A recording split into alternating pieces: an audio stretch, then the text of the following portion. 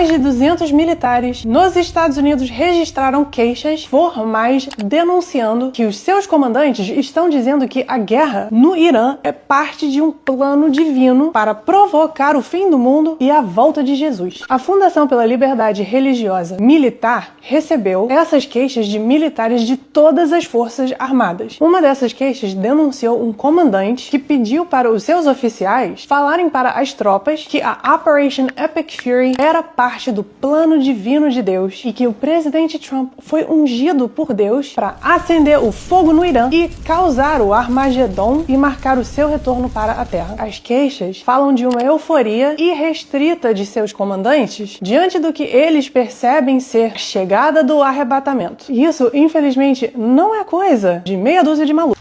Infelizmente, o que você acabou de ouvir aí da parte dessa moça, retratando o que está acontecendo nos Estados Unidos, é absolutamente verdadeiro. E o texto dela e as informações são bem mais longos do que eu deixei ficar. Porque isso aí basta. Na realidade, o Pete Hegseth, o ministro da guerra americano, é um fanático religioso daquele tipo que necessita internação, é um negócio horroroso. E como ele, há uma quantidade enorme de outros. O que a gente viu acontecendo lá, como o presidente americano sendo ungido e separado pelo Franklin Graham, que está destruindo o legado do pai dele de maneira horrorosa, dizendo que o Trump era a rainha Esther dos americanos na luta contra os persas e que ia trazer libertação para o povo de Israel. Aí vem a Paula White, que é considerada capelã, conselheira lá, junto com outros indivíduos perturbados mentalmente, e diz que Trump era Jesus, e que tudo que aconteceu com Jesus iria acontecer com Trump, inclusive a vitória política dele como a ressurreição dos mortos. E as pesquisas feitas em todos os estados americanos, com milhares de pessoas pelo Instituto de Religião Pública, detectou que 68% dos evangélicos brancos americanos associam o que está acontecendo no Irã com uma ação divina para apressar a volta de Jesus. O mesmo acontece com índices semelhantes no resto da população. Chega a dar 55% de pessoas crendo nessa loucura.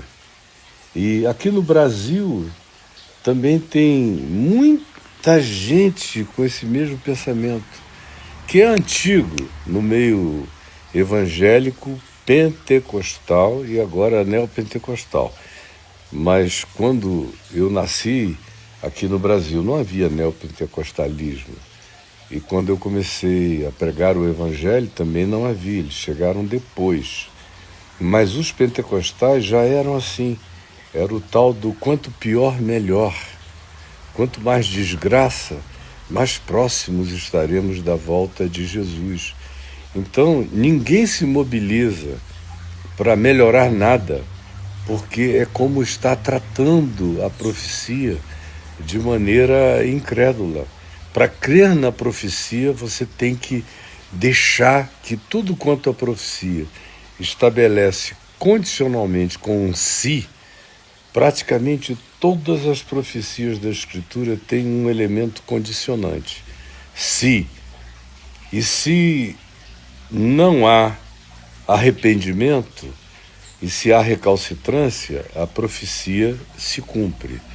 Mas o espírito da profecia é prevenir a si mesma de cumprir-se.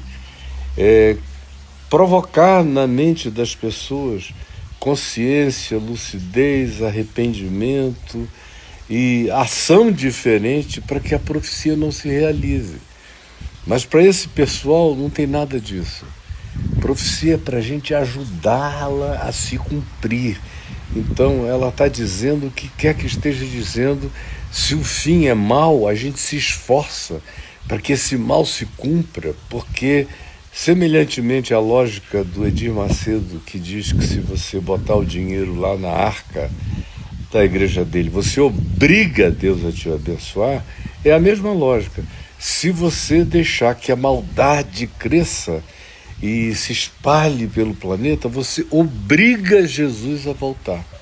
É nessa calamidade que milhões de pessoas vivem e o mundo só piora, só piora, só piora, só piora e você só piora.